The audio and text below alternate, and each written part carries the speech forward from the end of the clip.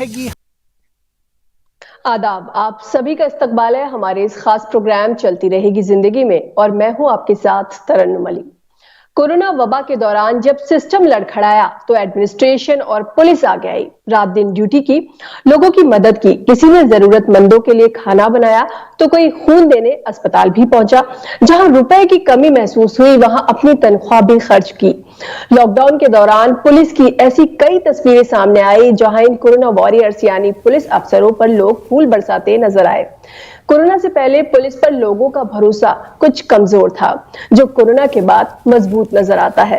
Police का ये बदला हुआ चेहरा लोगों को कितना पसंद आ रहा है, इस पर बात करेंगे जम्मू जोन के आईजीपी मुकेश सिंह से, और साथ ही कोरोना पर भी बात होगी डॉक्टर निमी रस्तोगी से, और हैदराबाद से जुड़ रही है मेरी साथी हिना जुबैर। आप सभी का इस्तकबाल है हमारे इस खास प्रोग्राम में। नाजरीन, आप भी हमें कॉल कर सकते हैं, हमारे नंबर्स लगातार आपकी टीवी स्क्रीन पर फ्लैश हो रहे हैं। और हाँ, जब भी आप हमें कॉल करें तो अपनी टीवी की आवाज बंद कर दें, हमें इंतजार रहेगा आपके सवालों का। मुकेश जी, सबसे पहले आपसे बात करेंगे। जैसे मैंने शुरू में ही कहा कि पुलिस को लेकर के लोगों का एक नजरिया बदला है, क्योंकि पुलिस ने लॉकडाउन के दौरान ये जो वबा का पूरा सीजन रहा, इसमें लोगों की बहुत मदद की। वो जगह जगह लोगों को राशन बांटते, खाना बांटते नजर आए, मेडिसिन उन्होंने लोगों तक पहुंचाई, हर इमरजेंसी में लोगों की मदद की। तो एक नजरिया लोगों का पुलिस के लिए बदला है। क्या इस बदलाव को आप भी महसूस कर रहे हैं? आपका पर्सनल एक्सपीरियंस क्या कहता है? जी हाँ, पुलिस का जो पहले रोल होता था वो prevention and detection of crime का लार्जली रोल होता था। बट ये लॉकडाउन ने हमें एक ऐसा मौका दिया जिसमें कि हम एक अपना मानवीय चेहरा भी लोगों को दिखा सकते थे, और हमने इस सिचुएशन पे हम राइज करके आए। और हमने जो है लॉकडाउन को ना सिर्फ इम्प्लीमेंट किया, बल्कि लॉकडाउन के कारण जितनी भी तकलीफ़ें हो रही थी लोगों को, उसको दूर करने के लिए अपनी तरफ से कोशिश की। हालांकि हमें इसको इम्प्लीमेंट करने के लिए अपने जो नॉर्मल रोल है उससे बाहर निकल के काम करना पड़ा।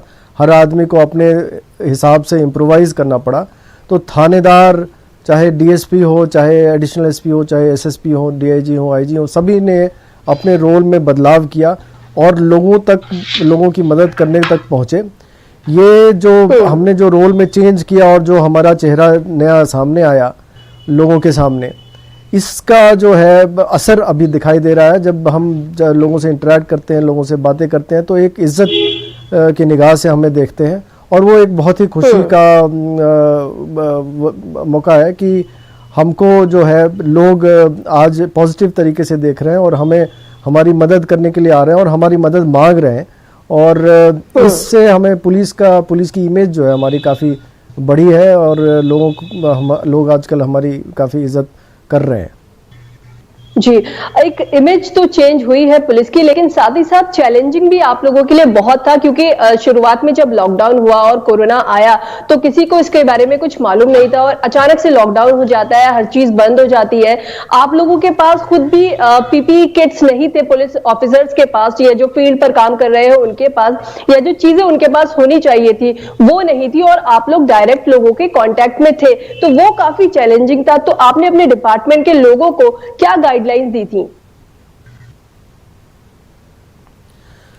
जैसे कि आप कह रहे हैं कि जब लॉकडाउन की इम्प्लीमेंटेशन हो रही थी तो एक पुलिस महकमा ही था जो सड़क पे था, और साथ साथ हमें ये हिदायत थी कि ना सिर्फ लोगों को आने जाने से रोकना है, बल्कि एसेंशियल सप्लाईज को भी चालू रखना है। तो अब जाहिर सी बात है कि एसेंशियल सप्लाईज को चालू रखने के लिए जो भी कर्मी दल हैं उनको रिक्वायर्ड पासेस कुछ के पास होती थी, कुछ के पास नहीं होती थी, तो एक डिस्क्रिशन अप्लाई करना पड़ता था, और वो काफ़ी सूझबूझ के साथ वहाँ पे अप्लाई करना होता था ताकि किसी को कोई परेशानी भी ना हो।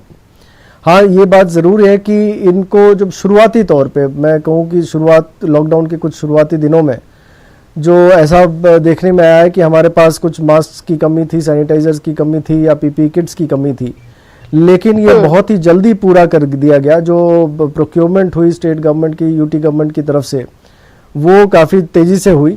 और इन दौरान जो है जब हम इम्प्लीमेंट कर रहे थे तो हमने कोशिश ये की कि जितनी जो सोशल डिस्टेंसिंग का नॉर्म फॉलो किया जाए, जब लोगों से हम पूछताछ भी करते थे तो एक फासला रखते थे, और हम ये कोशिश करते थे कि हम तो सिर्फ मास्क पहने ही, बल्कि जो हम जिससे पूछताछ कर रहे हैं वो भी मास्क पहने। और मास्क पहनने के कारण जो है एक, अब आपने देखा होगा कि जो हमें सिखलाया गया था कि अगर दोनों ने मास्क पहना हो तो कोरोना फैलने के चांसेस 1% से कम होते हैं, जो कि हमारे लिए बड़ा सेटिस्फाइंग वो था। और हमने जो है ये जो डबल मास्क जो पहनने वाली जो कवायद थी वो चालू रखी, और ना सिर्फ लोगों को मास्क पहनने के लिए इनकरेज किया, बल्कि हमने खुद भी मास्क पहना, और साथ ही साथ हैंड सैनिटाइजेशन का भी जो प्रोसेस हमने चालू रखा। इससे हमें थोड़ी ये लॉकडाउन को इम्प्लीमेंट करने में मदद हुई, और अपने आप को सुरक्षित रखने में हम सफल रहे। जी, लॉकडाउन के टाइम पर, क्योंकि ये एकदम पूरी दुनिया के लिए ही नई चीज थी, इससे पहले कभी किसी ने लॉकडाउन के बारे में ना सुना ना देखा, तो लोगों को समझाना कि आप घरों के बाहर नहीं निकलेंगे, आपको घरों के अंदर ही रहना है, ये बहुत मुश्किल था। कुछ लोग तो समझ गए, लेकिन कुछ लोगों को समझाना बहुत ज्यादा ही मुश्किल था। तो आप लोगों को क्या ये मुश्किल पेश आ रही थी? कई लोगों के साथ सख्ती भी करनी पड़ी उन्हें समझाने में।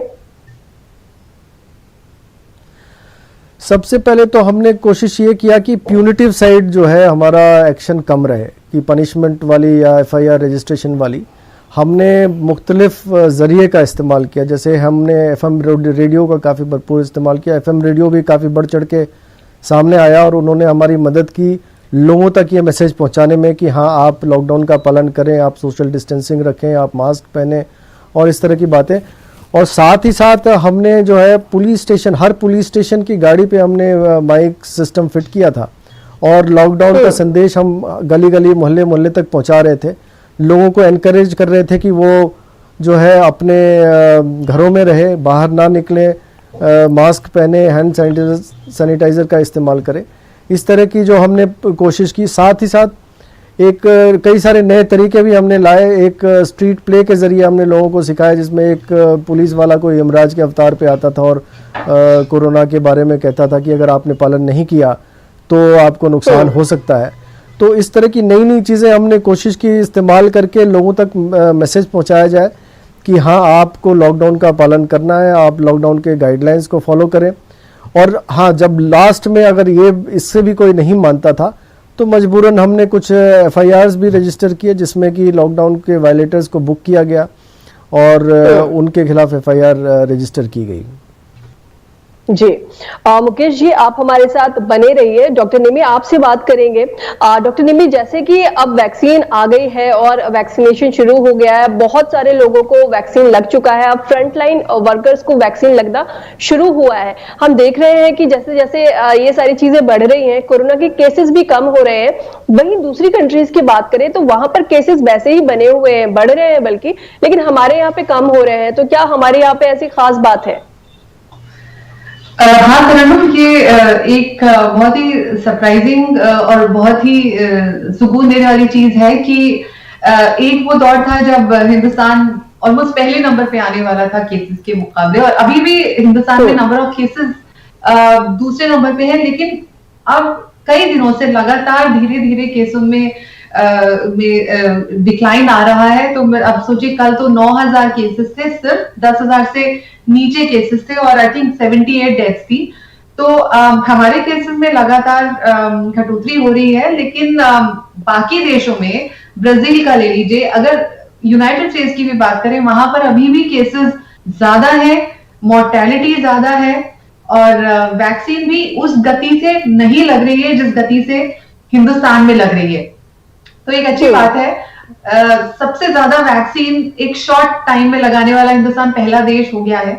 तो मेरे ख्याल से मुझे एज अ हेल्थ वर्कर बहुत तसल्ली होती है कि हमने बहुत ही असरदार तरीके से धीरे धीरे ग्रेजुअली इस पर काबू हमने पा लिया है। अभी हमें और भी लंबा रास्ता तय करना है जब तक हमारी पूरी पॉपुलेशन इससे वैक्सीनेट नहीं हो जाती, लेकिन फिलहाल के लिए हमारे केसेस में काफी कमी आई है और हमें इस बात की खुशी है। जी डॉक्टर निम्मी, बहुत अच्छी बात आपने कही कि केसेस में कमी आ रही है, लेकिन यहाँ पर एक और बात हम अपने इस प्रोग्राम के जरिए खासतौर से कहना चाहेंगे, और आपसे बेहतर इसको कौन कन्वे कर सकता है, अभी भी लापरवाही नहीं करना है और अभी भी एहतियात बहरहाल बरतना ही होगी। क्या कुछ बीइंग अ डॉक्टर आप कहेंगी?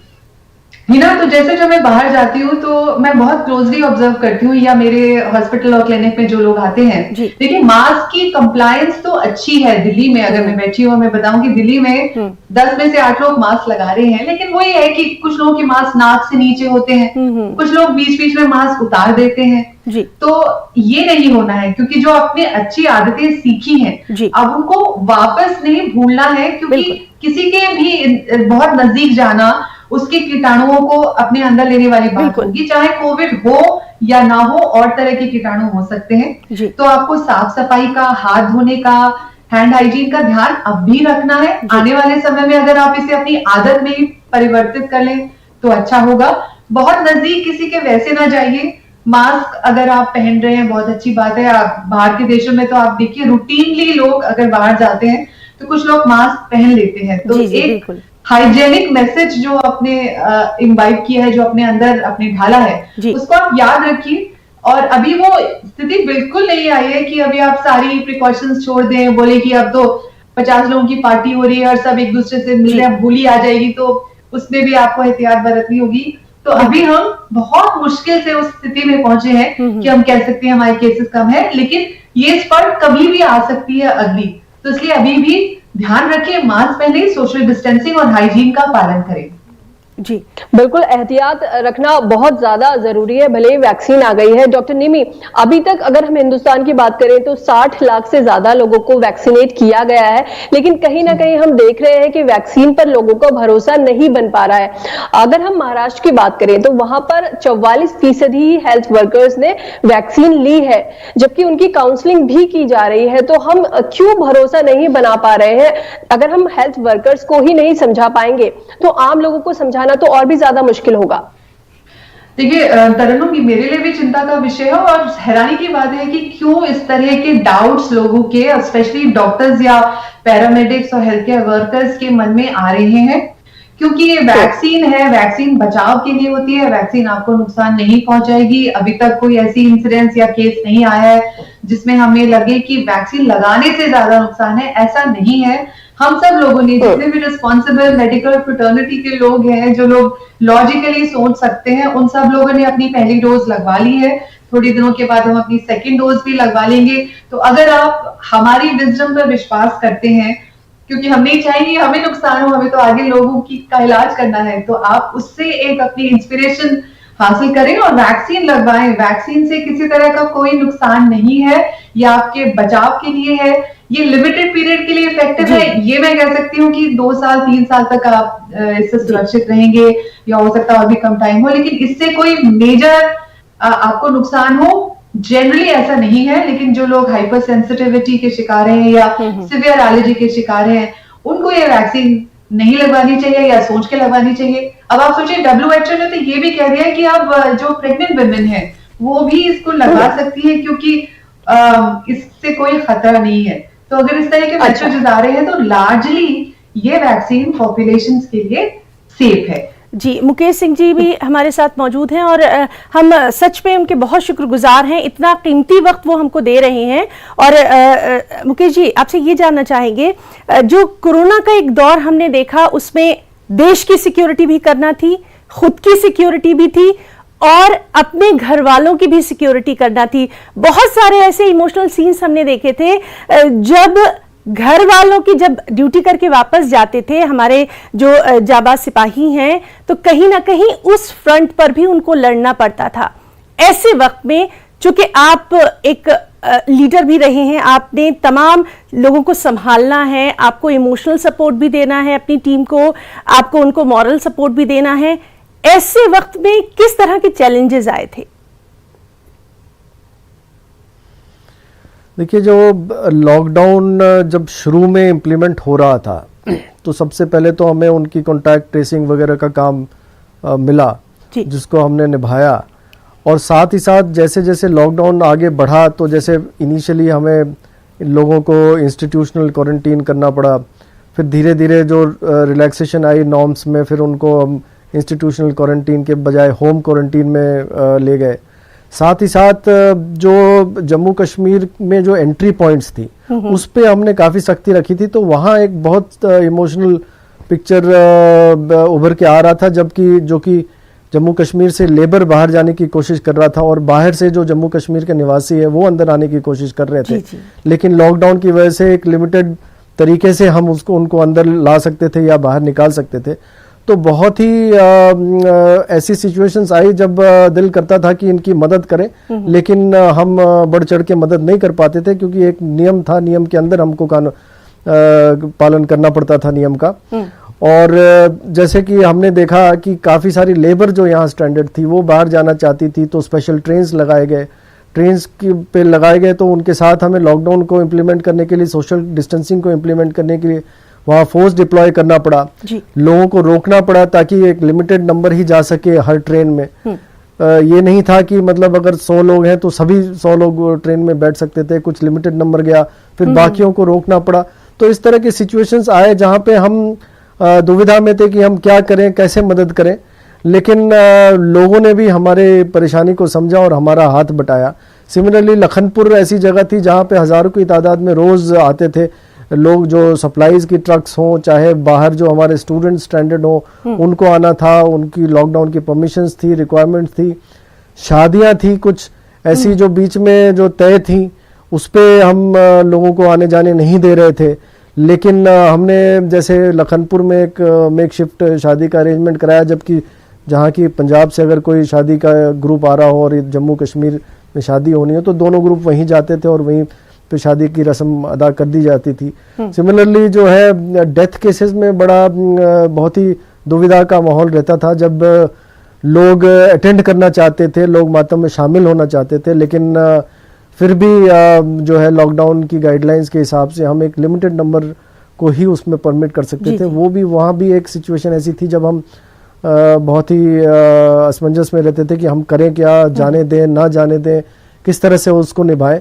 तो इस तरह के बहुत सारे वाक़े ऐसे आए जब पुलिस फोर्स ने जो है अपने आप को काबू में रखा, लोगों को साथ देने के लिए कहा, लोगों को समझाया, लोगों को बुझाया, और कुल मिला के मिलजुल के हम सब ने इस लॉकडाउन का पालन किया और अनलॉकडाउन के जो फेजेस थे उसको पालन करते हुए आज हम इस मुकाम पे पहुंचे हैं कि एक वक्त था जब हमारे जो है जम्मू प्रोविंस में 10,000 एक्टिव केसेस थे एक दिन में, और आज के दिन में हमारे सिर्फ 150 एक्टिव केसेस है, जो कि एक बहुत बड़ी कामयाबी मैं मानता हूँ जम्मू कश्मीर के लिए। जी मुकेश जी, जैसे आपने बताया कि कई बार ऐसा भी हुआ कि आप लोगों की मदद करना चाहते थे लेकिन कर नहीं पा रहे थे, क्योंकि ये जो लॉकडाउन का एक वक्त रहा इसमें हर किसी ने कुछ ना कुछ अलग महसूस किया है, जिंदगी को देखने का एक नजरिया लोगों का बदला है। आमतौर पर जो पुलिस को लेकर के लोगों की राय होती है वो ये सोचते हैं कि पुलिस वाले बहुत सख्त होते हैं, लेकिन ऐसा नहीं होता है तो वो भी एक इंसान। तो क्या कोई इंसिडेंस या कोई ऐसा मौका आया लॉकडाउन के दौरान या कोरोना के टाइम पर जब आपने भी खुद को ऐसा महसूस किया होगा कि मैं मदद नहीं कर पा रहा हूं, या आपका भी दिल पसीज गया हो या आपकी आंखें नम हो गई हो? क्या कोई ऐसा इंसिडेंस आपके साथ हुआ? एक वाकया ऐसा था जिसमें कि किसी जो कोविड पेशेंट को एक इंजेक्शन की ज़रूरत होती थी, और उस इंजेक्शन को जो प्रोक्योर करने का एक सेट प्रोसीजर था जिसमें कि एक रूट फॉलो करना होता था, और एक पर्टिकुलर जगह से ही वो इंजेक्शंस अवेलेबल होती थी। नाम मुझे उसका रेमडेसिविर या इस तरह का कोई नाम था जो कि मुझे ठीक से याद नहीं आ रहा है, लेकिन कई सारे ऐसे पेशेंट्स आए हमारे पास जिन्होंने कहा कि साहब हमें वो इंजेक्शन चाहिए, और हमारा पेशेंट काफ़ी क्रिटिकल हालत में, और जब तक वो इंजेक्शन नहीं मिलेगा तब तक हम नहीं वो कर पाएंगे। तो बड़ा मुश्किल हुआ और हमें बहुत ही मशक्क़त करनी पड़ी कि वो जो है इंजेक्शंस का जो रूट, वो चैनल वो फॉलो भी हो जाए और इंजेक्शन भी उस तक पहुंच जाए। ख़ास तौर से ऐसे सिचुएशंस आए जबकि दूर दराज के डिस्ट्रिक्ट्स में ऐसी इंजेक्शन की ज़रूरत पड़ी और हमें जम्मू से उनको प्रोक्योर करके वहाँ भिजवाना पड़ा, और बट अंत में जो है वो इंजेक्शन उन तक पहुँच गया और वो अभी स्वस्थ हालत में है। और इसी तरह से कई सारे सिचुएशंस ऐसे आए जब हमारे 10,000 एक्टिव केसेस थे पर डे, तो उस वक्त हमें हॉस्पिटल में बेड्स की कमी थोड़ी महसूस हो रही थी और किसी को बेड दिलाना, हमारे पास कई सारी ऐसी रिक्वेस्ट आती थी कि हम उनको बेड दिला दें, लेकिन जो हालात इस किस्म के थे जबकि बेड्स इजीली अवेलेबल नहीं थे, उनमें भी हमें ज़रा लोगों को समझाना पड़ा और जैसे ही हॉस्पिटल्स के साथ टाई अप किया हमने और हॉस्पिटल के साथ जो है मुख्तलिफ जहाँ कोविड सेंटर्स बने थे वहाँ पे जैसे ही बेड खाली होता था हम उन तक पहुँचते थे और उनको इन्फॉर्म करते थे और उनको ना सिर्फ इन्फॉर्म करते थे, कभी कभी हमें अपनी एम्बुलेंस भी प्रोवाइड करनी पड़ी उनको, जिसमें कि हमारा ड्राइवर पीपी किट पहन के जाता था और उनको हॉस्पिटल्स में शिफ्ट करता था। ऐसे कुछ वाक़े ऐसे रहे जिसमें कि काफ़ी मुश्किल का सामना करना पड़ा हमें, लेकिन जो पुलिस फोर्स की जो आदत है कि हम जब क्राइसिस होता है तो हम सब इकट्ठे मिलकर काम करते हैं और लोगों को मदद पहुंचाते हैं, तो उस पर हमने उस क्राइसिस के मौके पे हमने अपना पूरा जोर लगाया और लोगों तक मदद पहुंचाई। बिल्कुल, और आपकी मदद लोगों के बहुत काम आई। मुकेश जी, जैसे लॉकडाउन का जो टाइम था, आप बता रहे हैं कि किसी को इंजेक्शन की जरूरत होती थी या किसी मेडिसिन की जरूरत होती थी तो आपसे कहते थे, लेकिन जो लॉकडाउन का टाइम था उसमें कोई घर से तो बाहर निकल नहीं सकता था। अगर किसी के घर में राशन खत्म हो गया है या किसी को कोई मेडिसिन चाहिए या किसी के घर में कोई इमरजेंसी हो गई है तो वो लोग आप तक कैसे पहुंचते थे, कैसे अपनी जो उन्हें चाहिए वो आप तक कैसे पहुंचाते थे अपनी बात? हर पुलिस स्टेशन, हर ज़िले ने अपने हिसाब से एक नया तरीका निकाला था। जैसे कि मिसाल के तौर पे जो हमारी नॉर्मल क्राइम की एक्टिविटीज़ कम थी तो हमारे थाने में मुंशी और मुंशियात के जो लोग थे वो कुछ फ्री रहते थे, तो उन्होंने एक अपने आप को इम्प्रोवाइज़ किया और एक कॉल सेंटर बनाया अपने तरीके से, और जिसमें एक रजिस्टर मेंटेन करते थे और वहाँ पे लोगों को उन्होंने बताया कि ये नंबर, इस नंबर पे आप कॉल करें और हम आपको मेडिसिन और जो खाने की ज़रूरत की सामान जो है वो आप तक पहुंचाएंगे। इसी तरह एक बहुत ही बढ़िया फार्मूला जो है और बहुत ही कामयाब एक्सपेरिमेंट किया कठुआ पुलिस ने, जिसपे हमने यूनाइटेड कठुआ नाम से एक एनजीओ बनाया जिसमें पुलिस का अहम रोल था और लोगों की हमने मदद ली, लोगों की कॉन्ट्रीब्यूशंस ली, लोगों से पैसे जो हमने इकट्ठे किए और तकरीबन हमने 2 लाख लोगों को लॉकडाउन के टाइम में हमने खाना पहुंचाया, मेडिसिन पहुंचाया। यहाँ तक कि हमें जो है अपनी गाड़ियाँ कठुआ को छोड़ के पंजाब की तरफ भेजनी पड़ी जहाँ से कुछ दवाई ऐसी थी जो नहीं मिल रही थी, कुछ लाइफ सेविंग ड्रग्स थी, तो वहाँ से जाके भी हमने लाया दवाई और उन तक पहुँचाया। और एक जैसे उधमपुर में है काउंसिल जो है वॉलंटियर्स, हर जो डिस्ट्रिक्ट के काउंसिल्स थे वहाँ पे हमने वॉलंटियर्स इकट्ठे किए, वो घर घर जाते थे ताकि सोशल डिस्टेंसिंग का भी नॉर्म फॉलो हो सके और साथ साथ लोगों की ज़रूरत के सामान की भी लिस्ट बनाई जा सके और वो लिस्ट बना के वो जो दुकानों में जाते थे और वहाँ से प्रोक्योर करके उनको पहुँचाते थे। इनिशियल जो उसमें रकम है हमारी तरफ से लगाई जाती थी और बाद में जब वो घरों तक पहुंच जाते थे तब हम उनसे जो है फेयर प्राइस के हिसाब से वो रकम वसूल कर लेते थे। जी, तो बेहद काबिल सताइश काम जो है वो लगातार हमारे तमाम सिपाही जो है वो करते रहे हैं और इसीलिए इनको मसीहा की नज़र से देखा जाने लगा है। और डॉक्टर निम्मी रस्तोगी, आपसे मैं एक ये जानना चाहूँगी कि लगातार हम देख रहे हैं कि वैक्सीनेशन में हिंदुस्तान जो है वो ग्लोबल मैप पे अपनी एक खास पहचान बना चुका है। खासतौर से हमने अपने बहुत सारे जो दूसरी कंट्रीज हैं उनको भी हमने वैक्सीनेशन दिया है, लेकिन कहीं ना कहीं हमारे अपनी कंट्री में, अपने मुल्क में अभी भी लोग थोड़ा सा झिझक रहे हैं या फिर ये कहें कि उनको शायद पूरी तरह से इल्म नहीं है। आपको नहीं लगता कि एक अवेयरनेस प्रोग्राम की भी जरूरत है कि भाई ये चीज हमारी भलाई के लिए है, हमारे लिए किया गया है, क्यों ना हम खुद आगे आकर अपने आप को इस बीमारी से बचाएं? क्या कहेगी? पूछा गया था, मुझे याद है, मैं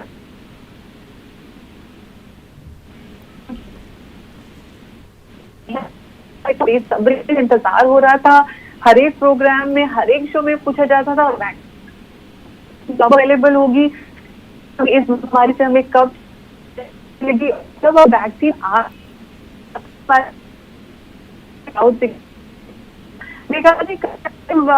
साइकोलॉजी। जी डॉक्टर निमी आपकी आवाज हमारे पास साफ नहीं आ रही है। हम दोबारा कोशिश करेंगे आपसे राब्ता कायम करने की।